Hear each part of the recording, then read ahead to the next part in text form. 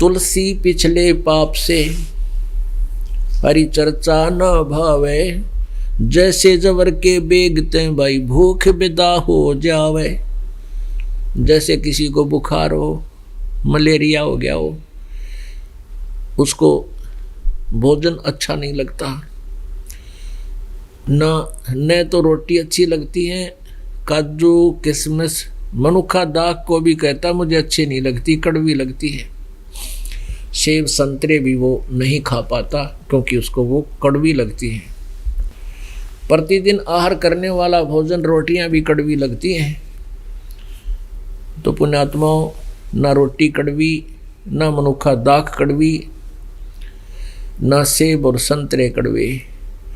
बुखार ने, उस जवर ने उस व्यक्ति के शरीर की व्यवस्था इतनी कंडम कर दी कि मीठी वस्तु भी उसने कड़वी लग गए।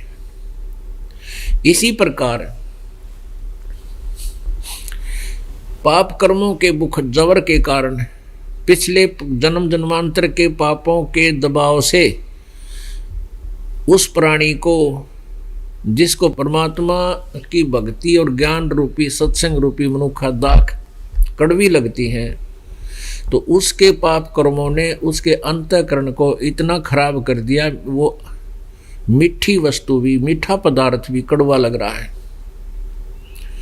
अब उसका ट्रीटमेंट क्या है, उपचार क्या है कि जैसे मलेरिया हो जाता है, मलेरिया रोग को नाश करने के लिए कड़वी कुनीन खानी पड़ती है, ना रुचि हो तो भी खानी पड़ेंगी। उनके खाने से ही वो मलेरिया जवर समाप्त होगा और फिर पुनः उसको भूख लगेगी, स्वस्थ होगा। पुण्यात्माओं, यही तरीका है। प्रारंभ में परमात्मा की चर्चा पिछले संस्कारियों को तो अच्छी लगती है, लेकिन जिनके संस्कार अच्छे नहीं होते और पीछे अच्छे भी संस्कार हैं लेकिन पाप कर्म ज़्यादा है, उनको भी डिफ़िकल्टी आ जाती है। तो उनके लिए तरीका बताया है कि परमात्मा की वाणी अच्छी ना लगे तो भी सुनता रहे, क्योंकि ये कानों के माध्यम से अंदर जाती है, अंदर जाकर कुनीन की तरह अपना कार्य करती है, अंदर के पापों को धो देती है।